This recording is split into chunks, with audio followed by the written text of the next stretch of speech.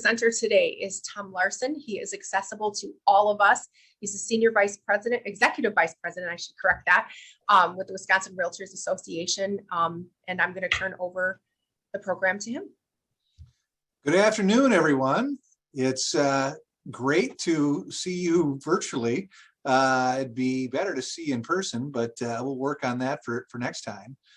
Just wanted to give you a quick update. Can you see is this the right slide? I hope so, that everybody can see. The legislative session wrapped up in mid-March, just a few weeks ago. And so we thought we'd give you a quick update on some of the recent law changes and also talk a little bit about next session. It's never too early to start talking about things that are coming forward for next session. Our top priority for this session was workforce housing. Wherever you go in the state, there is a shortage of inventory, whether it's northern Wisconsin, southeastern Wisconsin, you name it. And it's the shortage of inventory is having a big impact upon employers. Employers are unable to fill the job openings because there's no place for workers to live. And so this housing shortage, especially in that entry-level income level of the market, is creating an impact for economic development purposes as well. And if there was one slide that captures the reasons for the workforce housing shortage, it's this one here. Many of you have seen it. This is an updated slide that takes us through 2021. And it shows that we had a tremendous drop off in the production of housing, especially in single family housing after the Great Recession. The numbers just went down. We lost a lot of the labor market that helped create that housing, and we've been slowly coming back, but we have not been coming back enough. And this demonstrates the problem, especially with single family. Single family is the orange line.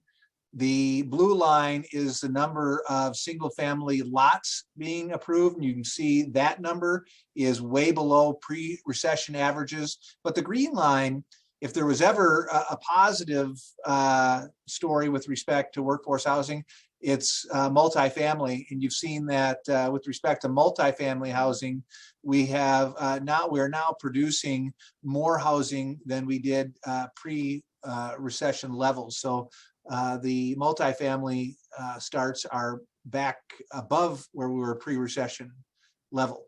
And here's just kind of a quick thumbnail sketch. You can see that we've improved a little bit between 2019 and 2021 with respect to the number of lots that are being created and the number of single family building permits, but we are still way below where we were prior to the recession. Almost half, almost 50% of the production levels over the last 10 years. And that's every single year for the last 10 years compared to where we were pre-recession levels. This is an interesting statistic as well. And if you're in the Milwaukee market, you know this to be true. And a lot of our housing stock in Wisconsin is an older housing stock. Statewide, 64% of our housing stock was built before 1980. That's above the national average, which is 57%. You take a look at Milwaukee, 92% of Milwaukee's housing stock was built before 1980. And if you look at the numbers of housing that were built before 1940, I think that's numbers right around 50%, maybe 48%. So a significant amount of Milwaukee's housing stock is an older housing stock. And often is the case with older housing stock, it's in disrepair and it needs to be rehabbed. So while Milwaukee has some housing stock that may be in that more affordable housing range with respect to its purchase price, a lot of it's an older housing stock that needs to be updated. This is a chart showing that most of Wisconsin counties have more jobs available than housing units.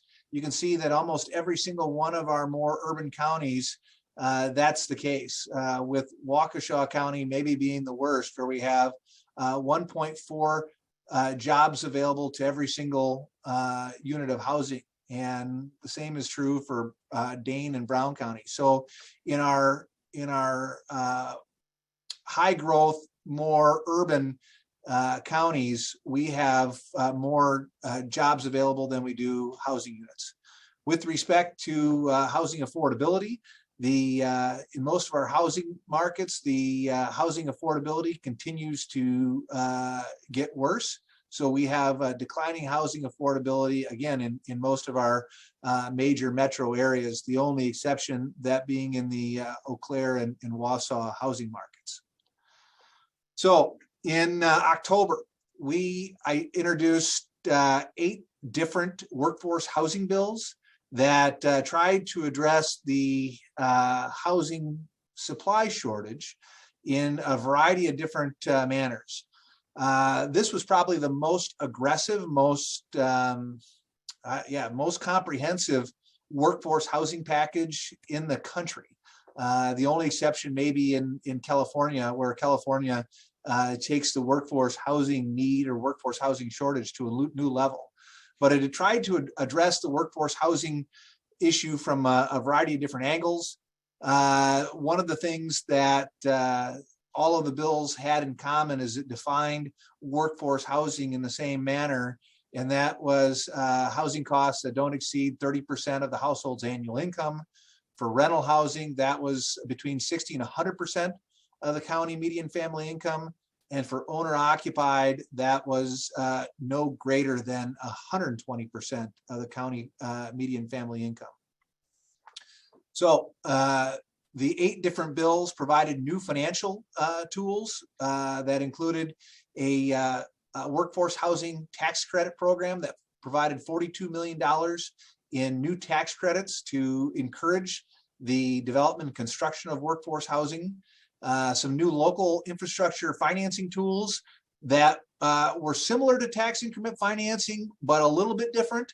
And that was actually spearheaded by the city of Milwaukee, that had some unique ideas to be able to help finance the infrastructure related to workforce housing.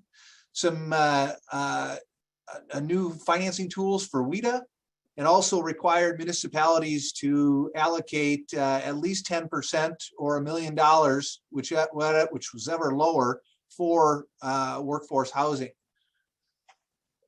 The package also looked to expedite the approval process so that workforce housing projects could get through the process more quickly, required municipalities to create a mandatory 90-day local approval process for workforce housing that was consistent with their zoning or comprehensive plan. So if the municipality identified workforce housing as a need, then they'd have to actually come up with an approval process to approve it in an expedited fashion.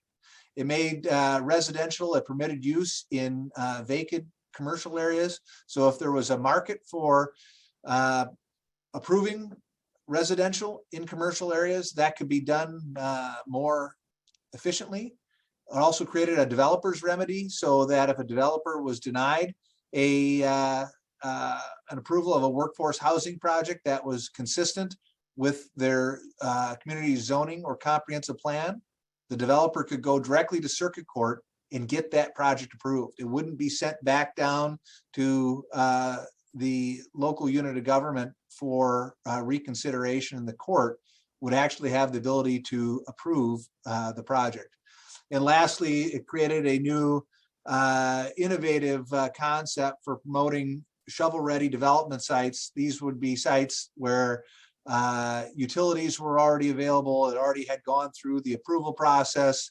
The community had capped the fees so that we could attract developers and construction labor from other parts of the state, other parts of the country, to come to Wisconsin to build workforce housing, again, in a more cost-effective and time-efficient manner. Lastly, there were a number of different initiatives that actually lower the cost of housing by providing sales tax exemptions for building materials, by making some property tax assessment reforms, and creating some incentives for municipalities to lower their development fees related to workforce housing. In the end, 8 of these bills passed through the state assembly with no opposition, with broad bipartisan support. 2 of these bills passed through the state Senate, also with no opposition, bipartisan support. Only one of them was signed into law. That's the Workforce Housing Rehab Loan Program that authorizes WHEDA to create a new program to rehab older housing stock. One of the bills was vetoed by Governor Evers. We haven't had a bill vetoed by a governor since the early 1980s. And this is a bill that, again, passed through both houses with no opposition, and it was vetoed. That was actually a shock to us that it was vetoed, given that there was no opposition. And in the governor's veto message, it indicated something to the extent that they weren't supportive of requiring local units of government to expedite the approval process of these developments at the expense of maybe other projects. But I think one of the things that the governor missed was that this is a voluntary program. Municipalities don't have to participate unless they want to. So a missed opportunity from our standpoint, but all of the remaining bills and other ideas will be introduced the next legislative session. We're already starting to work on the legislative package for next session, and workforce housing is going to continue to be a top priority for the WRA.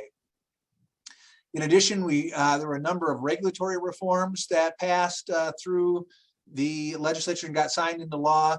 One of those was a 36-month permit extension that automatically extended permits at the state and local level for housing developments and commercial developments for 36 months.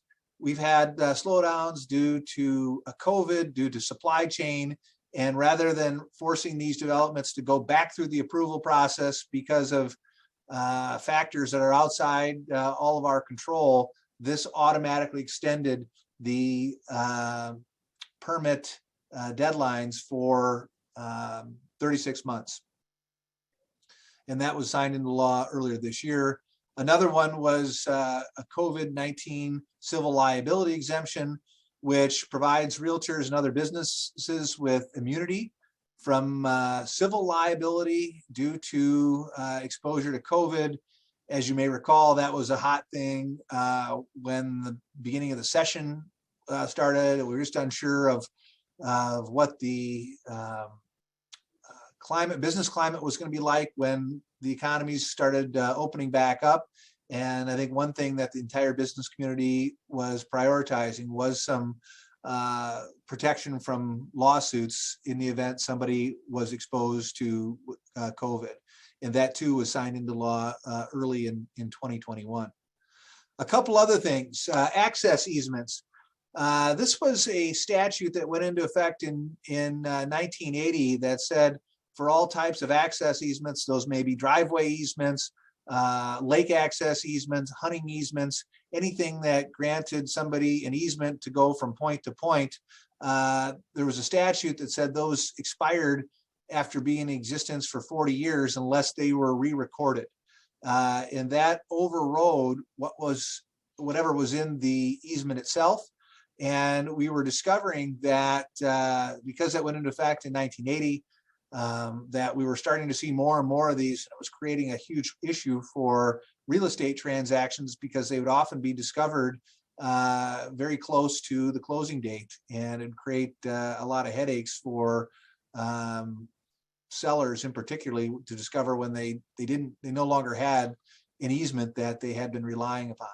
And the new law went into effect that said that easements run into perpetuity. You follow the language in the contract.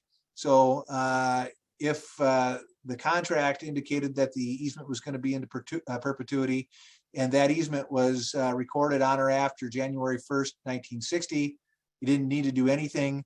And if it was recorded before January 1st, 1960, all you had to do was prove that the easement was still being used through any physical evidence. Could be sign of a driveway, could be a worn down path showing that the easement was still used and it would remain into perpetuity. Another law change was one that you may have heard on radio ads dealing with foreclosure equity theft. And that was a law that said that if a county forecloses on a property for failure to pay property taxes, the county could be made whole. And if there was any money left over after paying any penalties, interest, or costs associated with that foreclosure and sale, the county got to keep the proceeds. And that applied to all property in the state other than homestead property. So it applied to commercial properties, to ag land, to vacant land. And Wisconsin was only one of 12 states in the country that allowed a county, or in Milwaukee's case, the city of Milwaukee, they're the only city that had the authority to do that, allowed them to keep any excess proceeds from the foreclosure sale. And it happens actually more than you think. We got a readout from Waukesha County of all the foreclosure proceeds that had been kept by the county, and there were a significant number of them, ranging in size from a couple $1,000 to, I think the biggest one was $200,000. We had a realtor that came to our Realtor and Government Day, and she said that her father went through this and lost his house in part because he didn't meet some of the procedural requirements. And when asked, how did he lose his house and how come people didn't step in and pay off the property taxes, because it was like a $250 property tax shortcoming, they said that he had Alzheimer's and nobody knew about it. And he forgot to pay the property taxes and eventually lost his home that was completely paid for. And the home had a value of over $250,000. So that's it. The law was changed and signed into law that said any remaining proceeds have to be returned to the property owner. Yeah, that was something that was signed into law just a few weeks ago. One of the other issues that we were working on that had a big commercial focus was filled lands. And this issue applies to almost every Great Lake city that we have. And it involves property that was once lake bed or once riverway that had been filled over time. And the way the legislation worked is that any of this property that had been filled since 1977 was essentially grandfathered and protected from claims that you no longer had title. What had been popping up in several places, including in Milwaukee and Sturgeon Bay, and even in places like Sheboygan, is that if somebody looked to redevelop this property, opponents to the new redevelopment would argue that the owner did not have title to it because it was once lake bed or once riverway. The theory was that if once lake bed, it's always lake bed, and the public actually owns it and it could not be owned privately. Well, this is crazy because somebody has the actual title of the property. They've been paying property taxes on it forever. Most of this property had already been developed. And so it only happened when somebody was trying to stop the redevelopment effort of it, as is in the case of the Couture project, which you may have all recall was stopped by opponents who argued that this was formerly public trust property and couldn't be redeveloped for a private purpose. So we worked for 6 years on this legislation, and we had the League of Municipalities on board, we had the title companies on board, we had the lenders on board, we had everybody on board on this. And it passed through everybody on board except for the environmental community. And the environmental community opposed, despite the fact that this bill did not change one environmental regulation. You'd still have to comply with every state and federal environmental regulation and have to get every single approval that you would otherwise at the local level. But the enviros opposed because they still wanted the ability to challenge these redevelopment projects. So the bill passed through both houses on a voice vote, no opposition, and it was vetoed by the governor. The second of our legislative priorities that had no opposition. This is one that there was some question as to whether or not the governor would sign it, given the opposition by the environmental community. And that was unlike the shovel-ready bill, which did not have any registered opposition on it whatsoever. Another bill that was a priority was one that expedited the commercial building plan approval process at DSPS, and it actually exempted commercial buildings that were less than 200,000 cubic feet, and it wasn't identified for a specific occupancy or use, and a registered architect or engineer had signed off on the building and stamped it as being compliant with all of the federal and state requirements. That bill was also vetoed by the governor. There was some opposition to that bill. I think the DSPS opposed that bill, but it got bipartisan support in the legislature, but that too was vetoed by the governor. Switching over just to the state budget to remind everybody what things were done in the state budget. We had a property tax reduction of $650 million. That was a reduction of about $300 per year for the average home, and a major income tax reduction of $2.5 billion, which saved the average family about $900 per year. Those were big tax cuts that the legislature put into their version of the state budget. The governor signed that into law, and the legislature and governor are arguing about who deserves credit for that. The answer is both do. You know, the legislature put it in, the governor signed it into law, so technically they both can take credit for it, and they will both be taking credit for it in the upcoming election season.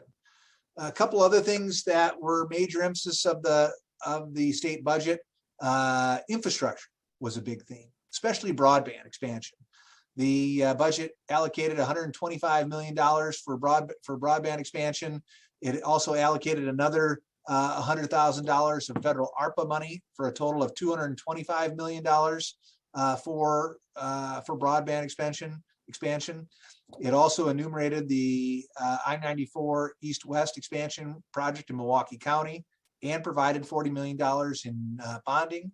Lastly, there was an increase in funding for K-12 schools, $128 million in total, which satisfied the 2/3 funding for K-12 schools.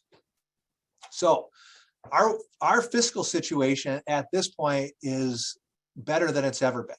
This is important because this is going to tee up maybe some things to come in the next budget, which starts in 2023. So right now we have $3.8 billion of projected surplus, and that does not include the $1.7 billion that we have in the rainy day fund. And if you recall, in 2010, we barely had anything in our rainy day fund. We have now $1.7 billion in the rainy day fund, which is a big improvement over where we're at.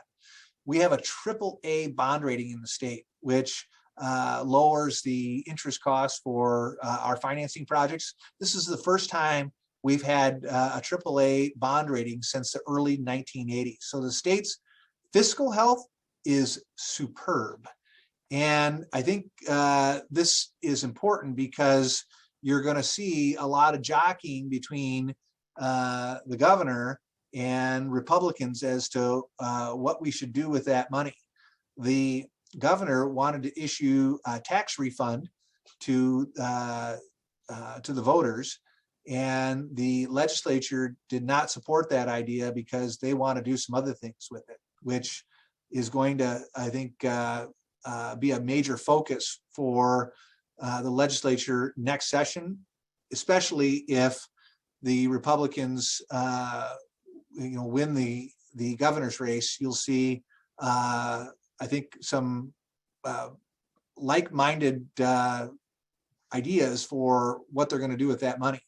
So what everybody's talking about is some major tax reform, especially in the area of income taxes. Right now, Wisconsin is one of the highest state income tax states in the Midwest. Illinois, which is often regarded as a very high tax state, has their highest tax rate is 4.95%. Michigan has a 4.25%. Iowa is just under 4%, and Indiana is just under 3%. So I know Rebecca Clayfish has talked about one of her priorities is going to be to lower income taxes. A lot of people in the legislature have done that as well. So I think that if Republicans control everything, income tax reform is going to be one of their top priorities, feeling that they don't want to lose economic development opportunities to other states due to the fact they have a better tax climate. One other thing to watch is a possible movement for property tax reform. You see the city of Milwaukee has floated a tax reform idea where they would allow for an increase in sales taxes to lower property taxes along with some other components. That idea has been floated statewide as well. We're one of the highest property tax states in the country. I think the latest numbers show us 8th in the country with respect to property taxes, and we're one of the lowest sales tax states in the country. So if we were to increase the sales tax by 1 penny, we would generate about $1 billion. You could take tech colleges, for example, off the property taxes with that 1 penny increase to lower the property tax burden. So I think you're going to see some interested in using some of that tax savings to engage in some property tax reform, local government finance reform, however you want to look at it. That will likely be a priority for some, but it's going to run into this strong initiative to lower income taxes in the state, and we'll see how that plays out. There was also an effort earlier this session to eliminate the personal property tax. That was vetoed by Governor Evers, and there's a number of people in the legislature that want to see that done. So that's going to be something that is going to be factored into this mix as well.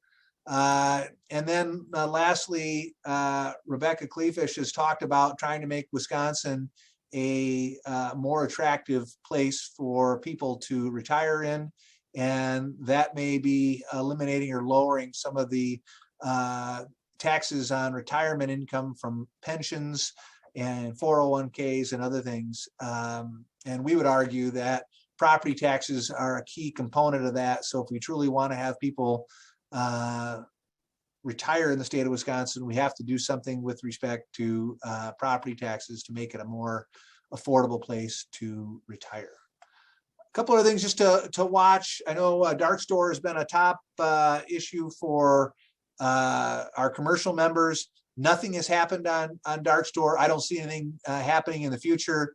There's just not an interest in this legislature to do anything on dark store, and I don't see anything changing on that next session. Professional licensure is something that the legislature has talked about a lot about, streamlining the processes and procedures for people to become licensed more quickly in the state of Wisconsin. They have tended to be very broad in these reforms and included real estate licenses. One of the ideas would allow anybody who's licensed in a profession in any state to automatically become licensed in Wisconsin. That would be problematic in Wisconsin because, as you know, real estate licensees in Wisconsin have unique authority to complete state-approved forms. Not every state allows real estate licensees to do that. That's actually an exception to the practice of law requirements in the state.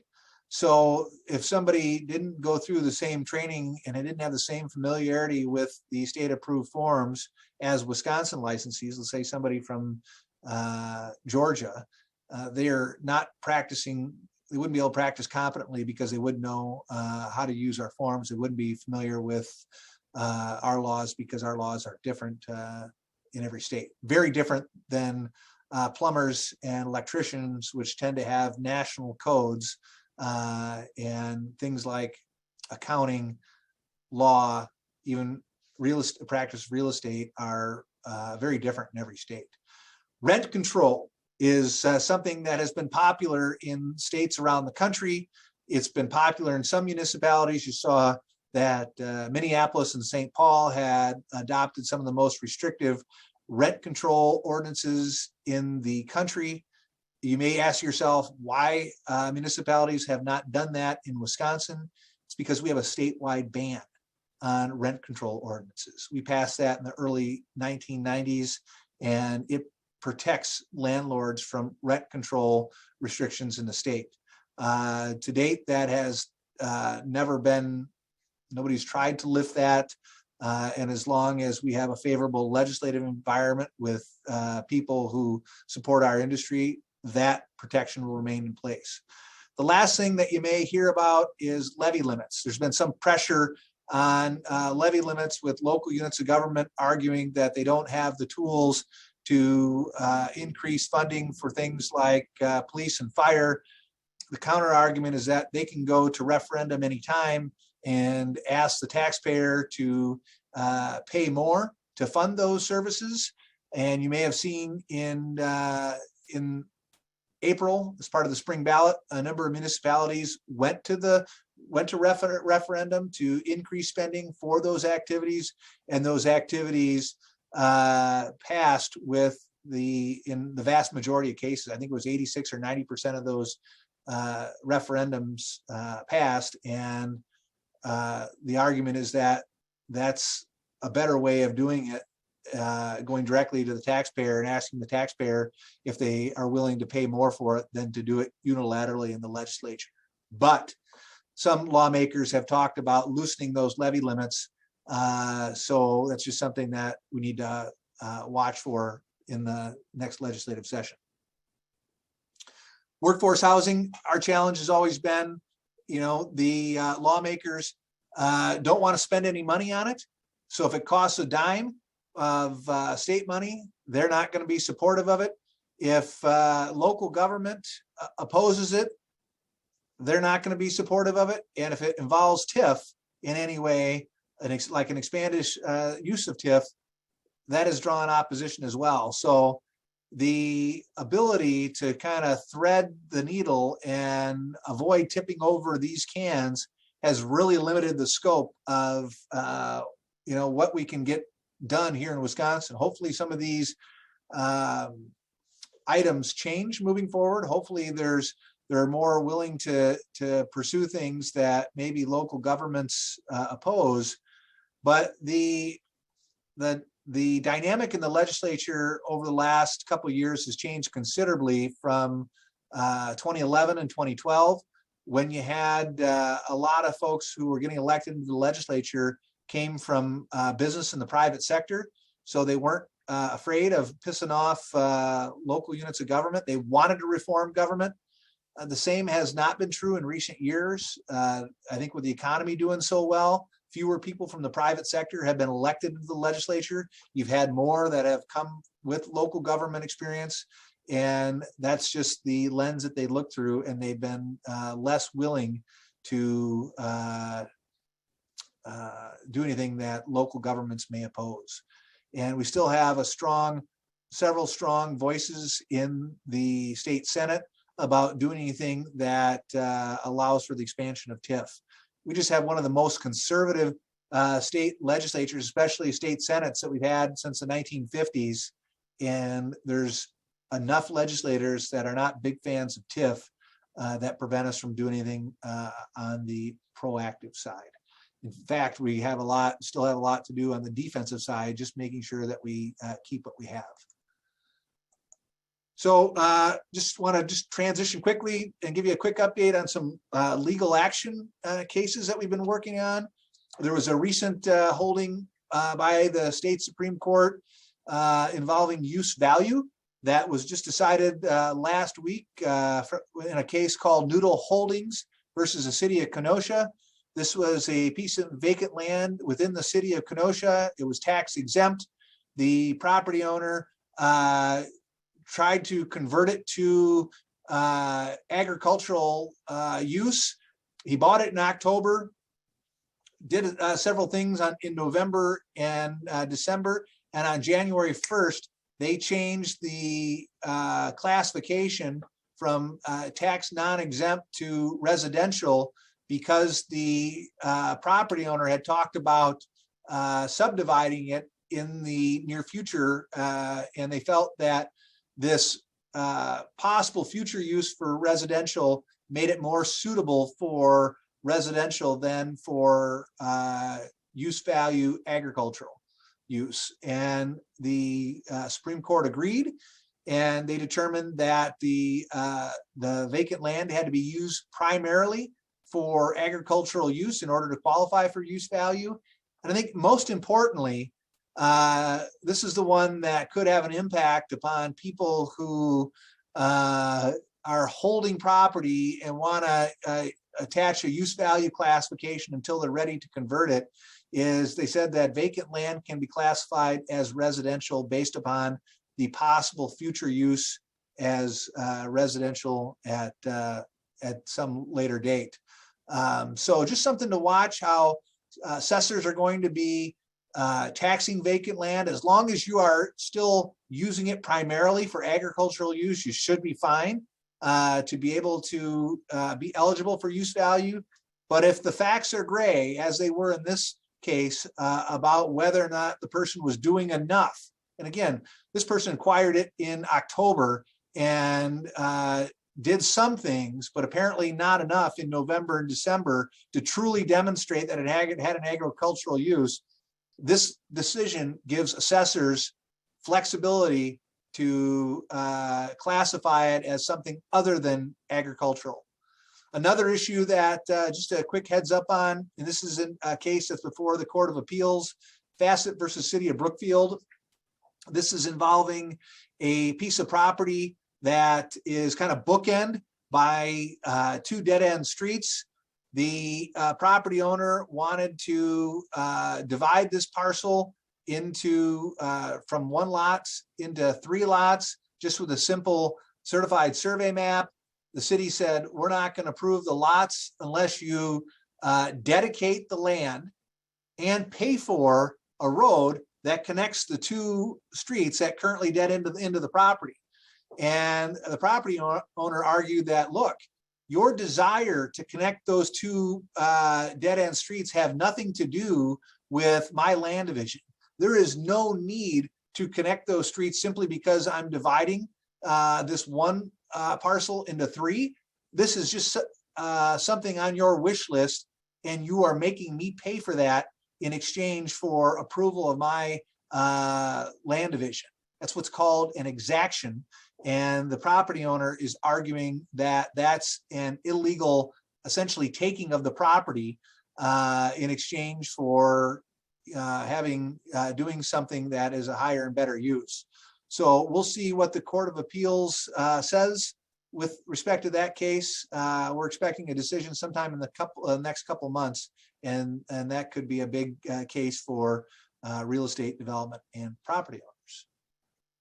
That is the end of my presentation. Happy to, let's see, end my slideshow here and turn it back over to Tracy to open it up for questions. And I could not see the chat room, so if there were any chats, I apologize. Any questions? Well, of course, I was the one chatting at you. So I'm sorry about that, Tracy. It's all good. So if people have questions, I think we have a couple minutes, but I do have just a question related to those legal action cases that you went through. How do those come before you? Does it come through the membership? Does it come through a municipality? explain that process? Because it's a member benefit as far as I'm. Yeah, great question. So the cases can come anywhere. They can come from property owners. They can come from attorneys. They can come from realtor members. If it has an impact on the industry, we get involved. And so we often will encourage attorneys to reach out to us if they have any case that they think we'd have an interest in. And our board of directors expanded the use of our legal action program several years ago to actually allow us to help fund cases in certain situations if it has an impact on the member. And the funding the cases may be helping the property owner out with expert legal counsel to make sure we get the outcome that's most favorable to our industry. Just like legislation, these court cases impact our industry. And we need to make sure that we are involved in educating the court as best we can about the law and on the impacts of the industry to have the best chance of getting a favorable outcome. Sorry. No, that's great. Well, you kind of teed up my next question about income. I think it's great to be talking about this potential income tax reform. Do you have a sense, or can you share with us what that income tax actually pays for? Because when you look at, all of our surrounding communities, yes, they're half of what Wisconsin's is, but there's a reason for that because they have different taxes in terms of, how they pay for their roads and so on and so forth. Yeah. So what would be the impact of that? So the income tax goes into what's called kind of the general purpose revenue. In most cases, we have segregated revenue and general purpose revenue. Segregated revenue is revenue that's earmarked for a specific purpose. And then we have general revenue that goes into a general pot and pays for a lot of the services. And then there's bonding. So it's a combination of those three things that fund most of the state government activities. And if it's not earmarked, it goes into the general purpose revenues. It could be anything. It could be any of the state services that are provided to local units of government, to the citizens of the state, the operation of our state agencies, transportation to some extent, our court system, our prison system, all of state government is funded in large part through income taxes. Sales taxes as well. But as I mentioned before, we are pretty low with respect to the amount of sales taxes we generate. Most of our revenue is generated through income taxes. Okay, and I'll get to that in a second. But you had mentioned that our rainy day fund is bigger than it's been in decades, bigger than it's maybe ever been. How did we get to that place?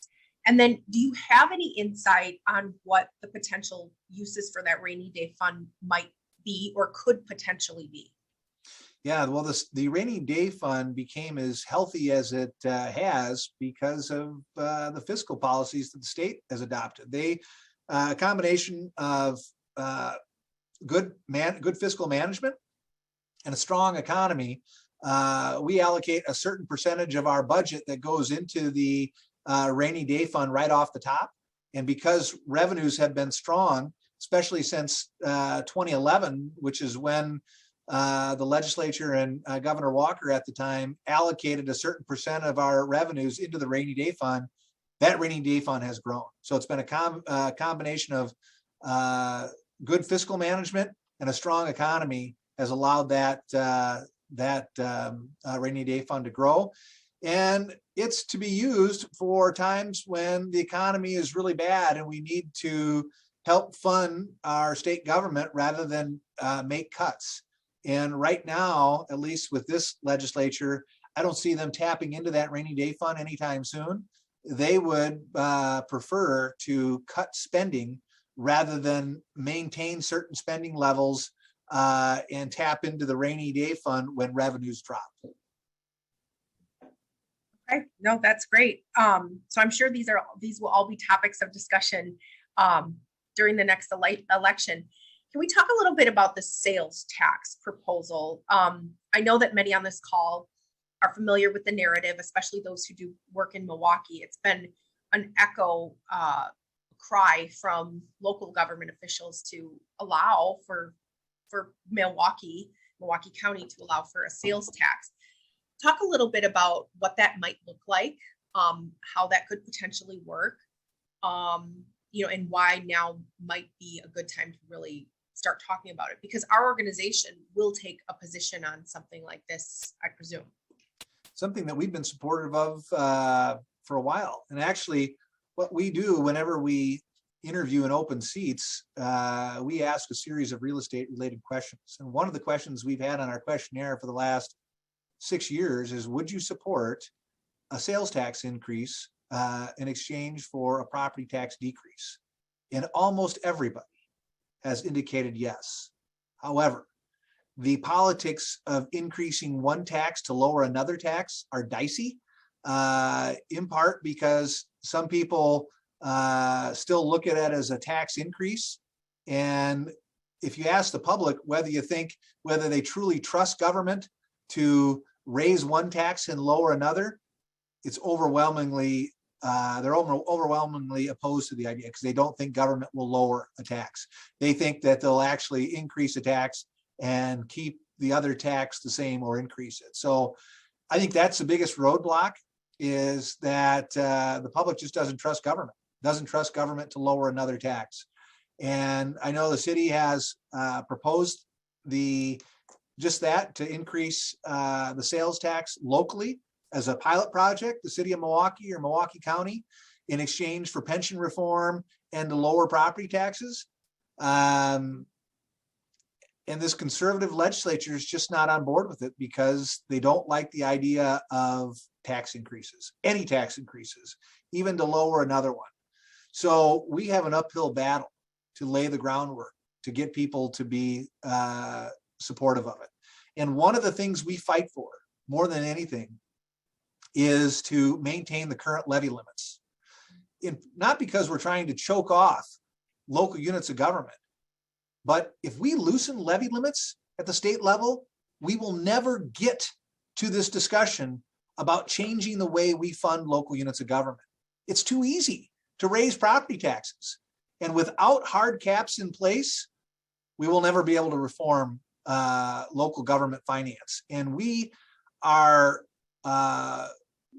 one of the most property tax dependent states in the country. Local governments don't have any additional revenues. Property taxes are it. And if you look at other states around the country, they give their municipalities a much broader mix of income taxes, sales taxes, and other revenue sources. Not in Wisconsin. It's property taxes or nothing. That's why we are a high property tax state. And if we loosen those levy limits, forget any discussion about increasing sales taxes to lower the property tax. It just won't happen.